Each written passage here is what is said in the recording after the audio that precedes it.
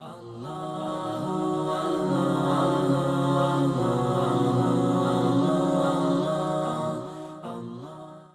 ही देखने और सुनने वालों को अस्सलाम वालेकुम।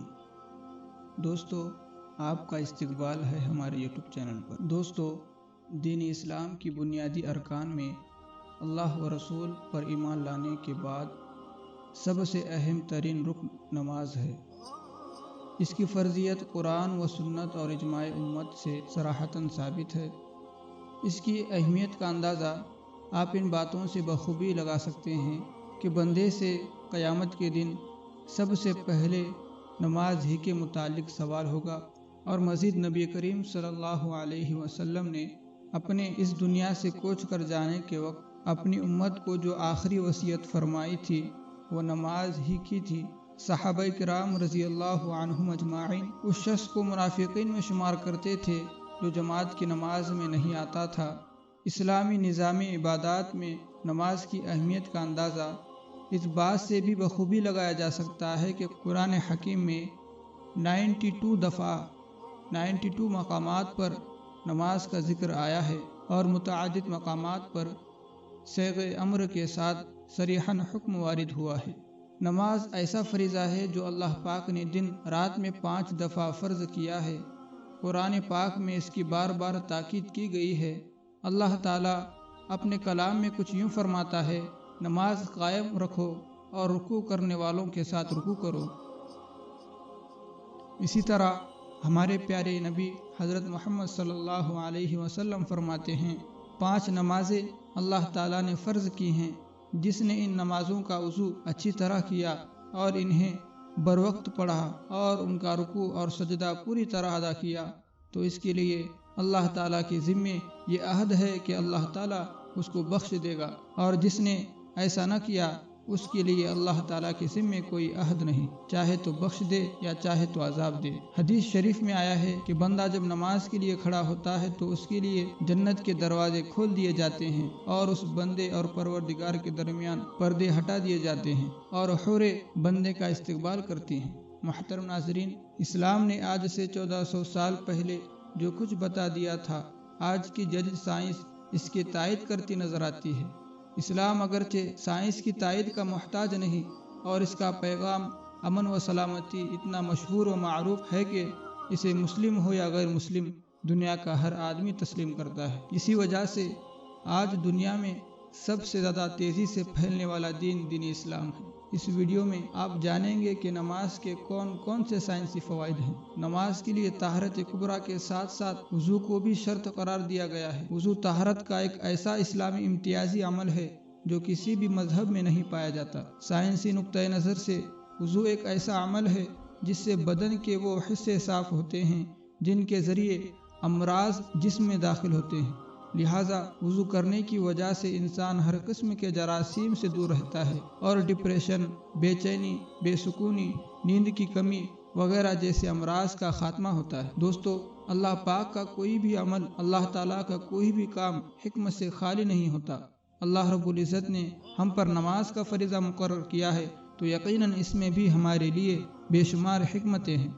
जदीद साइंस टेक्नोलॉजी की रोशनी में इंसान गोश्त, खून और हड्डियों से मुरक्कब एक पुतला नहीं बल्कि खाकी वजूद के अंदर नूरी जौहर भी है और ये नूरी जौहर ही असल है। इंसान के अंदर 3 जनरेटर काम कर रहे हैं।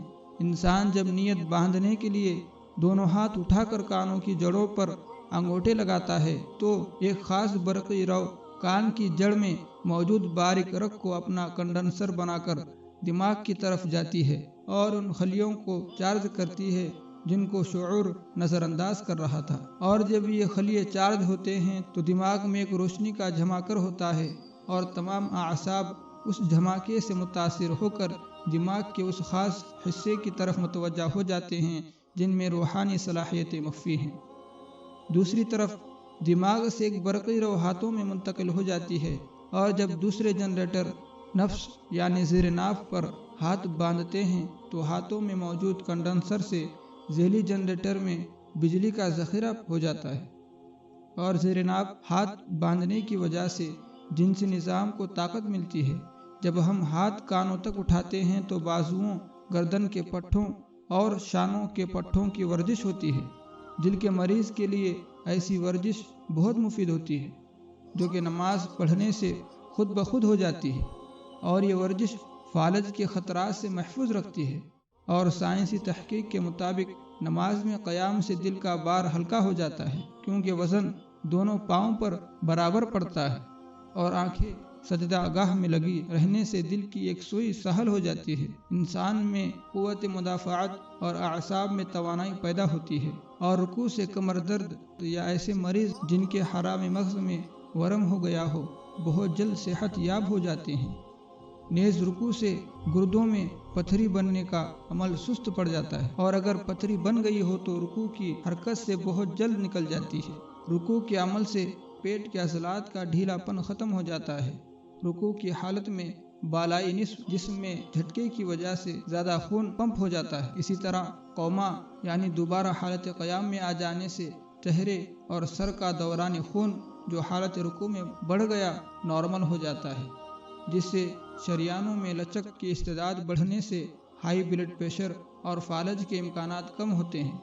میڈیکل سائنس کہتی ہے کہ جب نمازی سجدہ کرتا ہے تو اس کے دماغ کی شریانوں کی طرف خون زیادہ ہو جاتا ہے۔ جسم کی کسی بھی پوزیشن میں خون دماغ کی طرف زیادہ نہیں جاتا، صرف سجدے کی حالت میں دماغی اعصاب اور سر کے دیگر حصوں کی طرف خون متوازن ہوتا ہے، جس کی وجہ سے دماغ اور نگاہ تیز ہو جاتے ہیں۔ ایسے ہی جلسہ کرنا یعنی دونوں سجدوں کے درمیان بیٹھنا گھٹنوں اور پنڈلیوں کو مضبوط بناتا ہے۔ اس کے علاوہ رانوں میں جو پٹھے اللہ تعالیٰ نے نسل کی بڑھوتری کے لیے بنائے ہیں ان کو خاص قوت حاصل ہو جاتی ہے، جس سے مردانہ اور زنانہ کمزوریاں دور ہو جاتی ہیں، تاکہ انسان دماغی اور جسمانی اعتبار سے صحت مند پیدا ہوتا ہے۔ نماز کے اختتام پر جب ہم سلام پھیرتے ہیں تو اس عمل سے گردن کے عضلات کو طاقت ملتی ہے اور انسان حشاش و بشاش اور توانا رہتا ہے۔ ان سب باتوں کا فائدہ اس وقت پہنچتا ہے جب ہم نماز پوری توجہ، دل جمعی، پورے آداب و سنت کے مطابق ادا کریں اور جلد بازی سے کام نہ لیں۔ اللہ تعالیٰ سے دعا ہے کہ اللہ تعالیٰ ہم تمام کو 5 وقت کی نماز پڑھنے کی توفیق عطا فرمائے۔ آمین یا رب العالمین۔ اللہ حافظ۔